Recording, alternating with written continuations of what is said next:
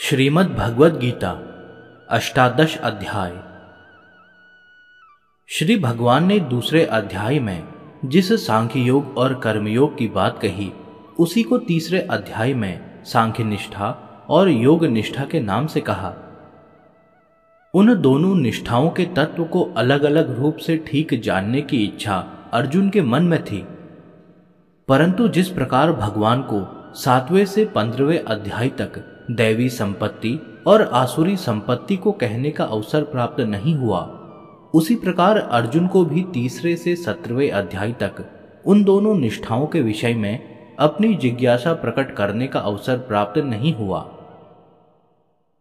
3 अध्याय में 2 निष्ठाओं को कहकर भगवान ने 4थे अध्याय में बताया कि मैंने इस अविनाशी योग को सूर्य से कहा था। इस पर अर्जुन ने प्रश्न किया था कि आपका जन्म तो अभी का है, फिर आपने सृष्टि के आदि में सूर्य को कैसे उपदेश दिया? उत्तर में भगवान ने अपने अवतार और कर्म योग के तत्व का वर्णन किया।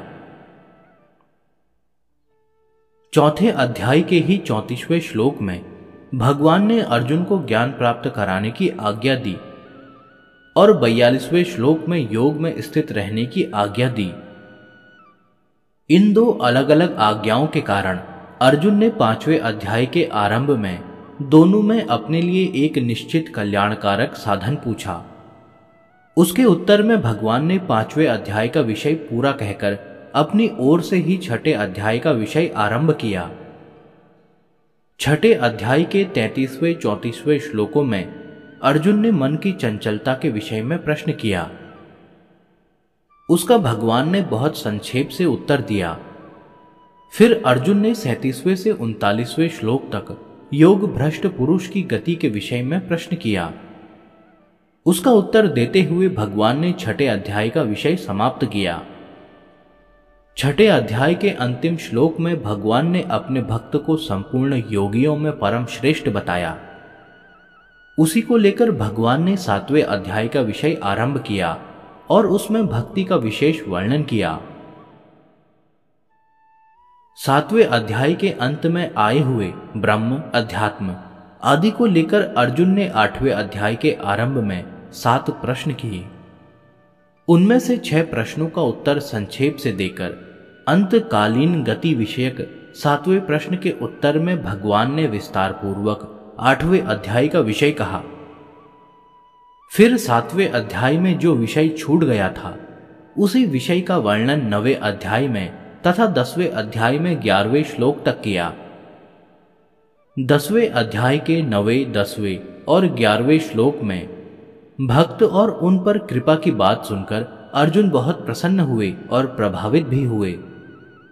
अतः अर्जुन ने 12वें से 18वें श्लोक तक भगवान की स्तुति की और अपनी विभूतियों को विस्तार से कहने के लिए प्रार्थना की। अपनी मुख्य विभूतियों को कहते हुए भगवान ने 10वें अध्याय के अंत में कहा कि हे अर्जुन, तेरे को बहुत जानने की क्या जरूरत है? मैं संपूर्ण संसार को अपने एक अंश में व्याप्त करके स्थित हूं। इसी बात को लेकर 11वें अध्याय के आरंभ में अर्जुन ने भगवान से अपना विश्व रूप दिखाने के लिए प्रार्थना की। अपना विश्व रूप दिखाकर भगवान ने 11वें अध्याय के अंत में कहा कि अनन्य भक्ति से मेरा दर्शन, ज्ञान और मेरे में प्रवेश, ये तीनों हो जाते हैं। 11वें अध्याय के अंत में भगवान ने भक्ति की महिमा कही और उससे पहले 4थे अध्याय के 24वें श्लोक से 37वें श्लोक तक, 5वें अध्याय के 13वें से 26वें श्लोक तक, 6ठे अध्याय के 24वें से 28वें श्लोक तक और 8वें अध्याय के 11वें से 13वें श्लोक तक निर्गुण तत्व की उपासना की महिमा कही। उन दोनों में कौन श्रेष्ठ है, इस बात को अर्जुन ने 12वें अध्याय के आरंभ में पूछा। उत्तर में भगवान ने 12वें अध्याय में भक्ति की और 13वें 14वें अध्यायों में निर्गुण साधना की बात कही। 14वें अध्याय के 21वें श्लोक में अर्जुन ने गुणातीत के लक्षण, आचरण और गुणातीत होने का उपाय पूछा, तो भगवान ने गुणातीत के लक्षण और आचरण बताकर अपनी अव्यभिचारिणी भक्ति को गुणातीत होने का उपाय बताया। उसी अव्यभिचारिणी भक्ति के वर्णन में भगवान ने 15वें अध्याय का विषय कहा। 15वें अध्याय के अंत में यह बात कही कि दैवी संपत्ति वाले पुरुष मेरा भजन करते हैं और अर्थांतर में आसुरी संपत्ति वाले पुरुष मेरा भजन नहीं करते। इससे पहले भी 7वें अध्याय के 15वें श्लोक में और 9वें अध्याय के 12वें-13वें श्लोकों में संकेत रूप से दैवी और आसुरी संपत्ति का वर्णन हुआ था। अतः दैवी और आसुरी संपत्ति का विस्तार से वर्णन करने के लिए 16वें अध्याय का आरंभ हुआ। 16वें अध्याय के उपांत्य श्लोक को लेकर अर्जुन ने 17वें अध्याय के आरंभ में निष्ठा के विषय में प्रश्न किया। उत्तर में भगवान ने 3 प्रकार की श्रद्धा का वर्णन करते हुए अध्याय का विषय पूरा कर दिया। 17वें अध्याय के बाद अब अर्जुन तीसरे अध्याय के तीसरे श्लोक में कही 2 निष्ठाओं के तत्व को अलग अलग स्पष्ट जानने के लिए भगवान के सामने अपनी जिज्ञासा प्रकट करते हैं। अर्जुन की इस जिज्ञासा के समाधान में भगवान ने जो जो बातें कही हैं, उनके आधार पर अर्जुन के मन में आई अन्य जिज्ञासाओं का भी अनुमान लगाया जा सकता है, जो इस प्रकार है। संन्यास किसे कहते हैं? किसी भी कर्म के साथ कर्तापन का भाव न रहना और बुद्धि का कहीं भी लिप्त न होना। सन्यासी कैसा होना चाहिए? राग रहित, अनहमवादी, धैर्य और उत्साह से युक्त तथा सिद्धि असिद्धि में निर्विकार होना चाहिए। सन्यास का साधन कैसा होना चाहिए? सात्विकी बुद्धि वाला, वैराग्यवान, एकांत का सेवन करने वाला, इंद्रियों का नियमन करने वाला, शरीर, वाणी, मन को संयत करने वाला आदि होना चाहिए। सन्यासी के आचरण कैसे होने चाहिए? कर्तव्य अभिमान और राग द्वेष से रहित होकर कर्म करना। सन्यासी का भाव कैसा होना चाहिए? संपूर्ण विभक्त प्राणियों में विभाग रहित एक परमात्म तत्व को देखना। सन्यास का फल क्या होता है? परमात्म तत्व में प्रविष्ट होना। त्याग किसे कहते हैं? कर्म और कर्म फल की आसक्ति का त्याग करके कर्तव्य कर्म करना। त्यागी कैसा होना चाहिए? कर्म फल का त्यागी होना चाहिए। त्याग का साधन कैसा होना चाहिए? कर्म और फल की आसक्ति का त्याग। त्यागी के आचरण कैसे होने चाहिए? अकुशल कर्म से द्वेष न करना और कुशल कर्म में आसक्त न होना। त्यागी का भाव कैसा होना चाहिए? कर्तव्य मात्र करना। त्याग का फल क्या होता है? परमात्म तत्व में स्थित होना। असत को असत जानने पर भी तब तक सत्य की प्राप्ति नहीं होती जब तक मनुष्य सत्य की प्राप्ति को ही अपने जीवन का सर्वोपरि लक्ष्य नहीं बना लेता। अर्जुन बोले, हे महाबाहो, हे ऋषिकेश, हे केशिनी शूदन, मैं संन्यास और त्याग का तत्व अलग अलग जानना चाहता हूं। अर्जुन की जिज्ञासा के उत्तर में पहले भगवान आगे के 2 श्लोकों में अन्य दार्शनिक विचारों के 4 मत बताते हैं। श्री भगवान बोले, कई विद्वान काम्य कर्मों के त्याग को संन्यास समझते हैं और कई विद्वान संपूर्ण कर्मों के फल के त्याग को त्याग कहते हैं। कई विद्वान ऐसा कहते हैं कि कर्मों को दोष की तरह छोड़ देना चाहिए और कई विद्वान ऐसा कहते हैं कि यज्ञ, दान और तपरूप कर्मों का त्याग नहीं करना चाहिए। पीछे के 2 श्लोकों में दार्शनिक विचारों के 4 मत बताने के बाद अब भगवान आगे के 3 श्लोकों में पहले त्याग के विषय में अपना मत बताते हैं। हे भरतवंशियों में श्रेष्ठ अर्जुन, तू संन्यास और त्याग इन दोनों में से पहले त्याग के विषय में मेरा निश्चय सुन, क्योंकि हे पुरुष श्रेष्ठ, त्याग 3 प्रकार का कहा गया है। यज्ञ, दान और तपरूप कर्मों का त्याग नहीं करना चाहिए, प्रत्युत उनको तो करना ही चाहिए। क्योंकि यज्ञ, दान और तप ये तीनों ही कर्म मनीषियों को पवित्र करने वाले हैं। हे पार्थ, इन यज्ञ, दान और तपरूप कर्मों को तथा दूसरे भी कर्मों को आसक्ति और फलों की इच्छा का त्याग करके करना चाहिए। यह मेरा निश्चित किया हुआ उत्तम मत है। इसी अध्याय के चौथे श्लोक में भगवान ने 3 प्रकार के त्याग की बात कही थी। अब आगे के 3 श्लोकों में उसी त्रिविध त्याग का वर्णन करते हैं। नियत कर्म का तो त्याग करना उचित नहीं है, उसका मोहपूर्वक त्याग करना तामस कहा गया है।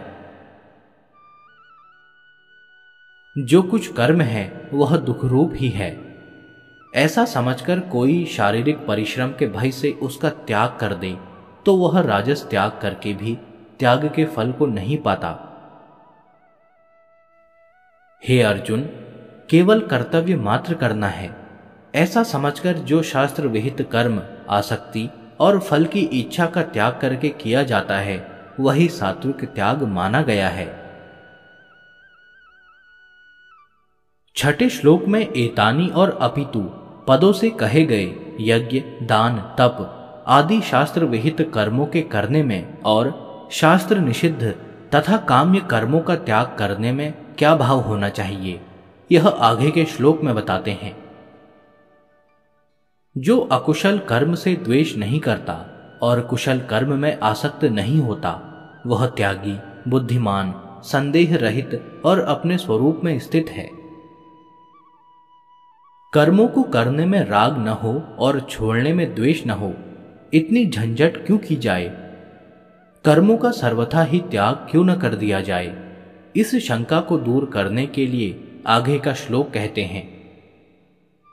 कारण कि देहधारी मनुष्य के द्वारा संपूर्ण कर्मों का त्याग करना संभव नहीं है, इसलिए जो कर्म फल का त्यागी है वही त्यागी है, ऐसा कहा जाता है। पूर्व श्लोक में कहा गया कि कर्म फल का त्याग करने वाला ही वास्तव में त्यागी है। अगर मनुष्य कर्म फल का त्याग न करे तो क्या होता है, इसे आगे के श्लोक में बताते हैं। कर्म फल का त्याग न करने वाले मनुष्यों को कर्मों का इष्ट, अनिष्ट और मिश्रित ऐसे 3 प्रकार का फल मरने के बाद भी होता है, परंतु कर्म फल का त्याग करने वालों को कहीं भी नहीं होता। जिस प्रकार कर्म योग में कर्मों का अपने साथ संबंध नहीं रहता, ऐसे ही सांख्य सिद्धांत में भी कर्मों का अपने साथ किंचित मात्र भी संबंध नहीं रहता। इसका विवेचन आगे करते हैं। हे महाबाहु, कर्मों का अंत करने वाले सांख्य सिद्धांत में संपूर्ण कर्मों की सिद्धि के लिए ये 5 कारण बताए गए हैं। इनको तू मुझसे समझ। संपूर्ण कर्मों की सिद्धि में 5 हेतु कौन से हैं, अब यह बताते हैं। कर्मों की सिद्धि में अधिष्ठान तथा कर्ता और अनेक प्रकार के करण एवं विविध प्रकार की अलग अलग चेष्टाएं और वैसे ही 5वां कारण दैव संस्कार है। मनुष्य शरीर, वाणी और मन के द्वारा शास्त्र विहित अथवा शास्त्र विरुद्ध जो कुछ भी कर्म आरंभ करता है, उसके ये पूर्वोक्त 5 हेतु होते हैं। भगवान ने सांख्य सिद्धांत बताने के लिए जो उपक्रम किया है, उसमें कर्मों के होने में 5 हेतु बताने का क्या आशय है, इसका वर्णन आगे के श्लोक में करते हैं। परंतु ऐसे 5 हेतुओं के होने पर भी जो उस कर्मों के विषय में केवल शुद्ध आत्मा को ही करता देखता है, वह दुष्ट बुद्धि वाला ठीक नहीं देखता, क्योंकि उसकी बुद्धि शुद्ध नहीं है, अर्थात उसने विवेक को महत्व नहीं दिया है। पूर्व श्लोक में यह बताया गया कि शुद्ध स्वरूप को कर्ता देखने वाला दुर्मति ठीक नहीं देखता। तो ठीक देखने वाला कौन है, इसका वर्णन आगे के श्लोक में करते हैं। जिसका अहंकृत भाव मैं करता हूं ऐसा भाव नहीं है और जिसकी बुद्धि लिप्त नहीं होती, वह युद्ध में इन संपूर्ण प्राणियों को मारकर भी न मारता है और न बांधता है। ज्ञान और प्रवृत्ति क्रिया दोषी नहीं होते, प्रत्युत कर्तव्य अभिमान ही दोषी होता है, क्योंकि कर्तव्य अभिमान से ही कर्म संग्रह होता है। यह बात आगे के श्लोक में बताते हैं। ज्ञान, ज्ञेय और परिज्ञाता, इन तीनों से कर्म प्रेरणा होती है, तथा करण, कर्म और कर्ता, इन तीनों से कर्म संग्रह होता है। गुणातीत होने के उद्देश्य से अब आगे के श्लोक से त्रिगुणात्मक पदार्थों का प्रकरण आरंभ करते हैं। गुणों का विवेचन करने वाले शास्त्र में गुणों के भेद से ज्ञान और कर्म तथा कर्ता तीन तीन प्रकार से ही कहे जाते हैं। उनको भी तुम यथार्थ रूप से सुनो। अब भगवान सात्विक ज्ञान का वर्णन करते हैं। जिस ज्ञान के द्वारा साधक संपूर्ण विभक्त प्राणियों में विभाग रहित एक अविनाशी भाव सत्ता को देखता है, उस ज्ञान को तुम सात्विक समझो। अब राजस ज्ञान का वर्णन करते हैं। परंतु जो ज्ञान अर्थात जिस ज्ञान के द्वारा मनुष्य संपूर्ण प्राणियों में अलग अलग अनेक भावों को अलग अलग रूप से जानता है, उस ज्ञान को तुम राजस समझो। अब तामस ज्ञान का वर्णन करते हैं। किंतु जो ज्ञान अर्थात जिस ज्ञान के द्वारा मनुष्य एक कार्य रूप शरीर में ही संपूर्ण की तरह आसक्त रहता है, तथा जो युक्ति रहित वास्तविक ज्ञान से रहित और तुच्छ है, वह तामस कहा गया है। अब भगवान सात्विक कर्म का वर्णन करते हैं। जो कर्म शास्त्र विधि से नियत किया हुआ और कर्तव्य अभिमान से रहित हो तथा फल इच्छा रहित मनुष्य के द्वारा बिना राग द्वेष के किया हुआ हो, वह सात्विक कहा जाता है। अब राजस कर्म का वर्णन करते हैं। परंतु जो कर्म भोगों की इच्छा से अथवा अहंकार से और परिश्रम पूर्वक किया जाता है, वह राजस कहा गया है। अब तामस कर्म का वर्णन करते हैं। जो कर्म परिणाम, हानि, हिंसा और सामर्थ्य को न देखकर मोह पूर्वक आरंभ किया जाता है, वह तामस कहा जाता है। अब भगवान सात्विक कर्ता के लक्षण बताते हैं। जो कर्ता राग रहित, कर्तव्य अभिमान से रहित, धैर्य और उत्साह युक्त तथा सिद्धि और असिद्धि में निर्विकार है, वह सात्विक कहा जाता है। अब राजस कर्ता के लक्षण बताते हैं। जो कर्ता रागी, कर्मफल की इच्छा वाला, लोभी, हिंसा के स्वभाव वाला, अशुद्ध और हर्ष शोक से युक्त है, वह राजस कहा गया है। अब तामस कर्ता के लक्षण बताते हैं। जो कर्ता असावधान, अशिक्षित, ऐंठ अकड़ वाला, जिद्दी, उपकारी का अपकार करने वाला, आलसी, विषादी और दीर्घ सूत्री है, वह तामस कहा जाता है। सभी कर्म विचार पूर्वक किए जाते हैं। उन कर्मों के विचार में बुद्धि और धृति, इन कर्म संग्राहक करणों की प्रधानता होने से अब आगे उनके भेद बताते हैं। हे धनंजय, अब तू गुणों के अनुसार बुद्धि और धृति के भी तीन प्रकार के भेद अलग अलग रूप से सुन, जो कि मेरे द्वारा पूर्ण रूप से कहे जा रहे हैं।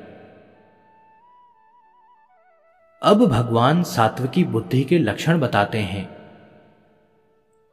हे पृथानंदन, जो बुद्धि प्रवृत्ति और निवृत्ति को, कर्तव्य और अकर्तव्य को, भय और अभय को तथा बंधन और मोक्ष को जानती है, वह बुद्धि सात्विकी है।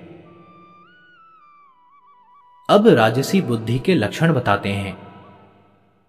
हे पार्थ, मनुष्य जिसके द्वारा धर्म और अधर्म को तथा कर्तव्य और अकर्तव्य को भी ठीक तरह से नहीं जानता, वह बुद्धि राजसी है। अब तामसी बुद्धि के लक्षण बताते हैं। हे पृथानंदन, तमोगुण से घिरी हुई जो बुद्धि अधर्म को धर्म ऐसा मान लेती है और संपूर्ण चीजों को उल्टा मान लेती है, वह तामसी है। अब भगवान सात्विकी धृति के लक्षण बताते हैं। हे पार्थ, समता से युक्त जिस अव्यभिचारिणी धृति के द्वारा मनुष्य मन, प्राण और इंद्रियों की क्रियाओं को धारण करता है अर्थात संयम रखता है, वह धृति सात्विकी है। अब राजसी धृति के लक्षण बताते हैं। परंतु हे प्रथानंदन अर्जुन, फल की इच्छा वाला मनुष्य जिस धृति के द्वारा धर्म, काम, भोग और धन को अत्यंत आसक्ति पूर्वक धारण करता है, वह धृति राजसी है। अब तामसी धृति के लक्षण बताते हैं। हे पार्थ, दुष्ट बुद्धि वाला मनुष्य जिस धृति के द्वारा निद्रा, भय, चिंता, दुख और घमंड को भी नहीं छोड़ता अर्थात धारण किए रहता है, वह धृति तामसी है। मनुष्यों की कर्मों में प्रवृत्ति सुख के लोभ से ही होती है अर्थात सुख कर्म संग्रह में हेतु है। अतः आगे के 4 श्लोकों में सुख के भेद बताते हैं। हे भरतवंशियों में श्रेष्ठ अर्जुन, अब 3 प्रकार के सुख को भी तुम मुझसे सुनो, जिसमें अभ्यास से रमण होता है और जिससे दुखों का अंत हो जाता है। ऐसा वह परमात्म विषयक बुद्धि की प्रसन्नता से पैदा होने वाला जो सुख सांसारिक आसक्ति के कारण आरंभ में विष की तरह और परिणाम में अमृत की तरह होता है, वह सुख सात्विक कहा गया है। अब राजस सुख का वर्णन करते हैं। जो सुख इंद्रियों और विषयों के संयोग से होता है, वह आरंभ में अमृत की तरह और परिणाम में विष की तरह प्रतीत होता है, अतः वह सुख राजस कहा गया है। अब तामस सुख का वर्णन करते हैं। निद्रा, आलस्य और प्रमाद से उत्पन्न होने वाला जो सुख आरंभ और परिणाम में भी अपने को मोहित करने वाला है, वह सुख तामस कहा गया है। 20वें से 39वें श्लोक तक भगवान ने गुणों की मुख्यता को लेकर ज्ञान, कर्म आदि के 3 भेद बताए। अब इनके सिवाय गुणों को लेकर सृष्टि की संपूर्ण वस्तुओं के भी 3 भेद होते हैं, इसका लक्ष्य कराते हुए भगवान आगे के श्लोक में प्रकरण का उपसंहार करते हैं। पृथ्वी में या स्वर्ग में अथवा देवताओं में तथा इनके सिवाय और कहीं भी वह ऐसी कोई वस्तु नहीं है जो प्रकृति से उत्पन्न इन 3 गुणों से रहित हो। त्याग के प्रकरण में भगवान ने यह बताया कि नियत कर्मों का त्याग करना उचित नहीं है। उनका मूढ़तापूर्वक त्याग करने से वह त्याग तामस हो जाता है। शारीरिक क्लेश के भय से नियत कर्मों का त्याग करने से वह त्याग राजस हो जाता है और फल एवं आसक्ति का त्याग करके नियत कर्मों को करने से वह त्याग सात्विक हो जाता है। सांख्य योग की दृष्टि से संपूर्ण कर्मों की सिद्धि में 5 हेतु बताते हुए जहां सात्विक कर्म का वर्णन हुआ है, वहां नियत कर्म को कर्तव्य अभिमान से रहित, राग द्वेष से रहित और फल इच्छा से रहित मनुष्य के द्वारा किए जाने का उल्लेख किया है। उन कर्मों में किस वर्ण के लिए कौन से कर्म नियत कर्म हैं और उन नियत कर्मों को कैसे किया जाए, इसको बताने के लिए और साथ ही भक्ति योग की बात बताने के लिए भगवान आगे का प्रकरण आरंभ करते हैं। हे परम तप, ब्राह्मण, क्षत्रिय, वैश्य और शूद्रों के कर्म स्वभाव से उत्पन्न हुए 3 गुणों के द्वारा विभक्त किए गए हैं। अब भगवान ब्राह्मण के स्वाभाविक कर्म बताते हैं। मन का निग्रह करना, इंद्रियों को वश में करना, धर्म पालन के लिए कष्ट सहना, बाहर भीतर से शुद्ध रहना, दूसरों के अपराध को क्षमा करना, शरीर मन आदि में सरलता रखना, वेद शास्त्र आदि का ज्ञान होना, यज्ञ विधि को अनुभव में लाना और परमात्मा, वेद आदि में आस्तिक भाव रखना, ये सब के सब ही ब्राह्मण के स्वाभाविक कर्म हैं। अब क्षत्रिय के स्वाभाविक कर्म बताते हैं।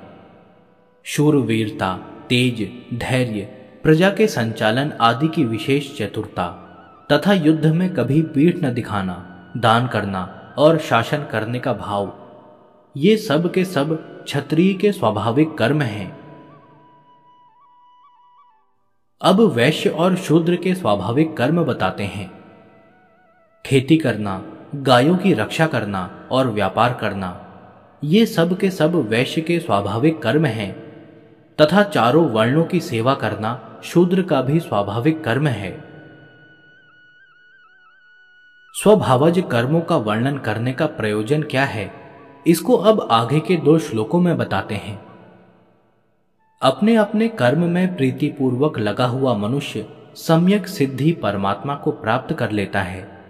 अपने कर्म में लगा हुआ मनुष्य जिस प्रकार सिद्धि को प्राप्त होता है, उस प्रकार को तू मुझसे सुन। जिस परमात्मा से संपूर्ण प्राणियों की प्रवृत्ति उत्पत्ति होती है और जिससे यह संपूर्ण संसार व्याप्त है, उस परमात्मा का अपने कर्म के द्वारा पूजन करके मनुष्य मात्र सिद्धि को प्राप्त हो जाता है। सहज कर्मों को निष्काम पूर्वक और पूजा बुद्धि से करते हुए उसमें कोई कमी रह भी जाए तो भी उसमें साधक को हताश नहीं होना चाहिए। इसको आगे के 2 श्लोकों में बताते हैं। अच्छी तरह अनुष्ठान किए हुए पर धर्म से गुण रहित भी अपना धर्म श्रेष्ठ है, कारण कि स्वभाव से नियत किए हुए स्वधर्म रूप कर्म को करता हुआ मनुष्य पाप को प्राप्त नहीं होता। हे कुंती नंदन, दोष युक्त होने पर भी सहज कर्म का त्याग नहीं करना चाहिए, क्योंकि संपूर्ण कर्म धुएं से अग्नि की तरह किसी न किसी दोष से युक्त हैं। अब भगवान सांख्य योग का प्रकरण आरंभ करते हुए पहले सांख्य योग के अधिकारी का वर्णन करते हैं, जिसकी बुद्धि सब जगह आसक्ति रहित है, जिसने शरीर को वश में कर रखा है, जो स्पृहा रहित है, वह मनुष्य सांख्य योग के द्वारा सर्वश्रेष्ठ नैष्कर्म्य सिद्धि को प्राप्त हो जाता है।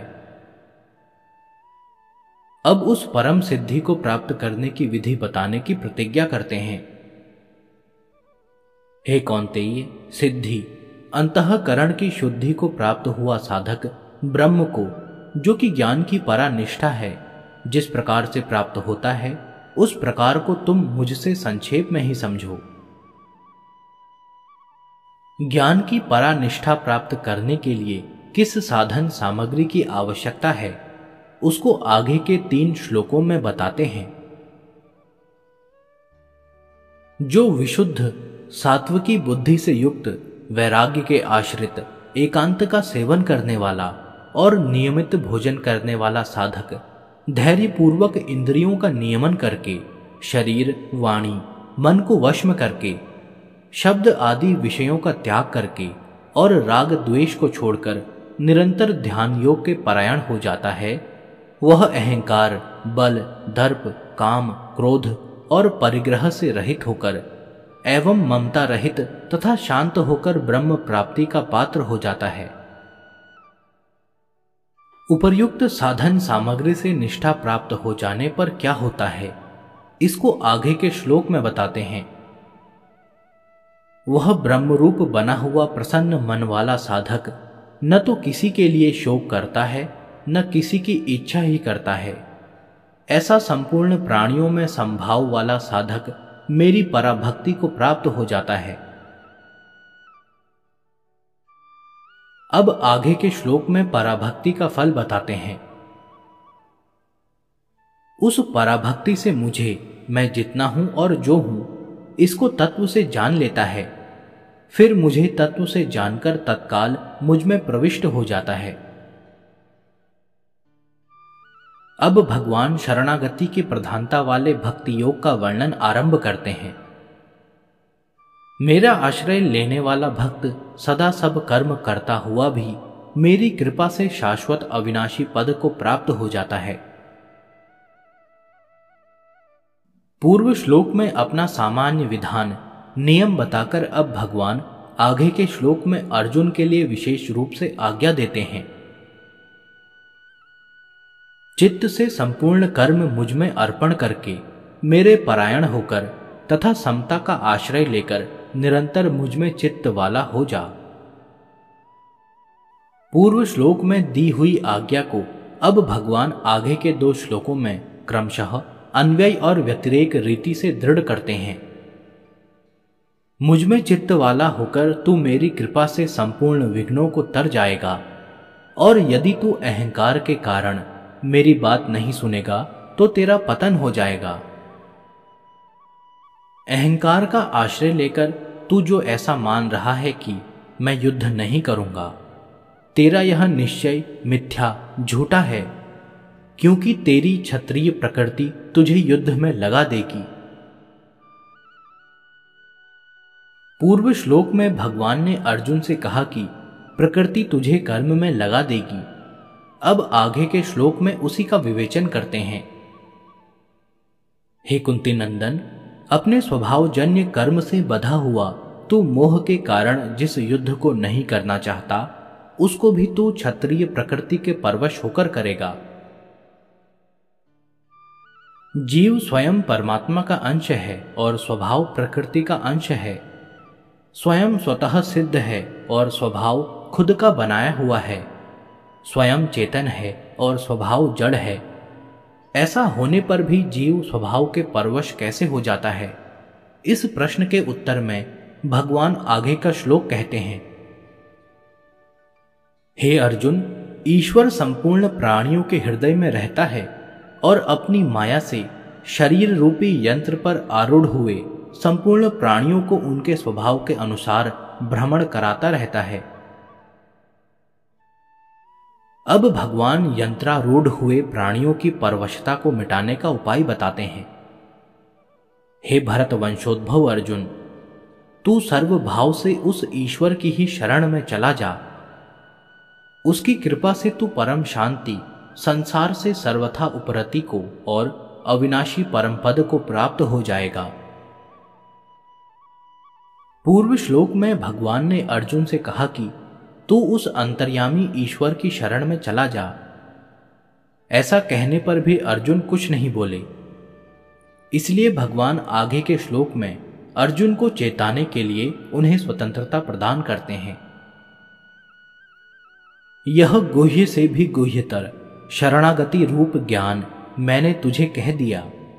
अब तू इस पर अच्छी तरह से विचार करके जैसा चाहता है वैसा कर।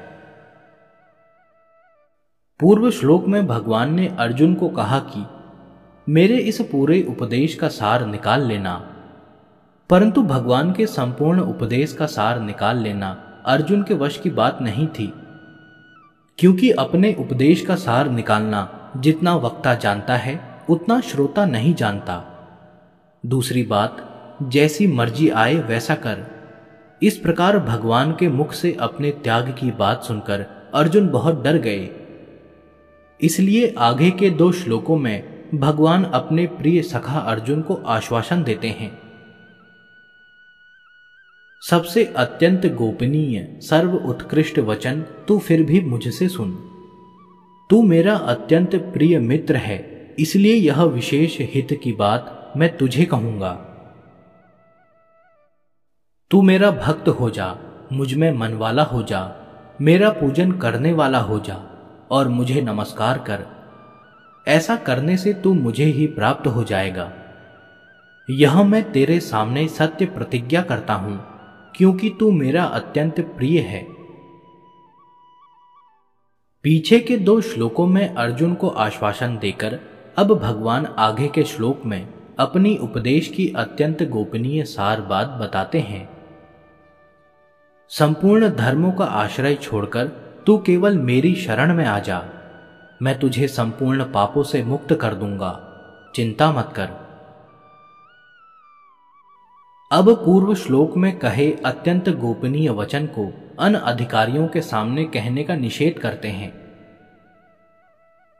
यह सर्वगोह्यतम वचन तुझे अतपस्वी को नहीं कहना चाहिए, अभक्ता को नहीं कहना चाहिए, तथा जो सुनना नहीं चाहता उसको नहीं कहना चाहिए, और जो मुझ में दोष दृष्टि करता है उसको भी नहीं कहना चाहिए। गीता जी का यह प्रभाव है कि जो इसका प्रचार करेगा उससे बढ़कर मेरा प्यारा कोई नहीं होगा। यह बात भगवान आगे के 2 श्लोकों में बताते हैं। मुझ में पराभक्ति करके जो इस परम गोपनीय संवाद गीता ग्रंथ को मेरे भक्तों में कहेगा वह मुझे ही प्राप्त होगा, इसमें कोई संदेह नहीं है। उसके समान मेरा अत्यंत प्रिय कार्य करने वाला मनुष्यों में कोई भी नहीं है और इस भूमंडल पर उसके समान मेरा दूसरा कोई प्रियतर होगा भी नहीं। जिसमें गीता का प्रचार करने की योग्यता नहीं है वह क्या करे, इसको भगवान आगे के श्लोक में बताते हैं। जो मनुष्य हम दोनों के इस धर्ममयी संवाद का अध्ययन करेगा उसके द्वारा भी मैं ज्ञान यज्ञ से पूजित होऊंगा, ऐसा मेरा मत है। जो गीता का प्रचार और अध्ययन भी न कर सके वह क्या करे, इसके लिए आगे के श्लोक में उपाय बताते हैं। श्रद्धावान और दोष दृष्टि से रहित जो मनुष्य इस गीता ग्रंथ को सुन भी लेगा वह भी शरीर छूटने पर पुण्य कार्यों के शुभ लोकों को प्राप्त हो जाएगा। पूर्व श्लोक में गीता सुनने का महात्म्य बताकर अब अर्जुन की क्या स्थिति है, क्या दशा है आदि सब कुछ जानते हुए भी भगवान भगवद गीता श्रवण के महात्म्य को सबके सामने प्रकट करने के उद्देश्य से आगे के श्लोक में अर्जुन से प्रश्न करते हैं। हे पृथानंदन, क्या तुमने एकाग्र चित्त से इसको सुना? और हे धनंजय, क्या तुम्हारा अज्ञान से उत्पन्न मोह नष्ट हुआ? पूर्व श्लोक में भगवान ने जो प्रश्न किया था उसका उत्तर अर्जुन आगे के श्लोक में देते हैं। अर्जुन बोले, हे अच्युत, आपकी कृपा से मेरा मोह नष्ट हो गया है और मैंने स्मृति प्राप्त कर ली है। मैं संदेह रहित होकर स्थित हूं। अब मैं आपकी आज्ञा का पालन करूंगा। पहले अध्याय के 20वें श्लोक में अथ पद से श्री कृष्ण अर्जुन संवाद के रूप में गीता का आरंभ हुआ था। अब आगे के श्लोक में इति पद से उसकी समाप्ति करते हुए संजय इस संवाद की महिमा गाते हैं। संजय बोले, इस प्रकार मैंने भगवान वासुदेव और महात्मा प्रथानंदन अर्जुन का यह रोमांचित करने वाला अद्भुत संवाद सुना। पारमार्थिक मार्ग में सच्चे साधक को जिस किसी से लाभ होता है उसकी वह कृतज्ञता प्रकट करता ही है। अतः संजय भी आगे के 3 श्लोकों में व्यास जी की कृतज्ञता प्रकट करते हैं। व्यास जी की कृपा से मैंने स्वयं इस परम गोपनीय योग गीता ग्रंथ को कहते हुए साक्षात योगेश्वर भगवान श्री कृष्ण से सुना है। हे राजन, भगवान श्री कृष्ण और अर्जुन के इस पवित्र और अद्भुत संवाद को याद कर करके मैं बार बार हर्षित हो रहा हूं। हे राजन, भगवान श्री कृष्ण के उस अत्यंत अद्भुत विराट रूप को भी याद कर करके मुझे बड़ा भारी आश्चर्य हो रहा है और मैं बार बार हर्षित हो रहा हूं। गीता के आरंभ में धृतराष्ट्र का प्रश्न था कि युद्ध का परिणाम क्या होगा, अर्थात मेरे पुत्रों की विजय होगी या पांडु पुत्रों की। आगे के श्लोक में संजय धृतराष्ट्र के उसी प्रश्न का उत्तर देते हैं। जहां योगेश्वर भगवान श्री कृष्ण हैं और जहां गांडीव धनुषधारी अर्जुन हैं, वहां ही श्री, विजय, विभूति और अचल नीति है, ऐसा मेरा मत है। इस प्रकार ओम तत्सत इन भगवान नामों के उच्चारण पूर्वक ब्रह्म विद्या और योग शास्त्रमय श्रीमद् भगवद गीता उपनिषद रूप श्री कृष्ण अर्जुन संवाद में मोक्ष संन्यास योग नामक 18वां अध्याय पूर्ण हुआ।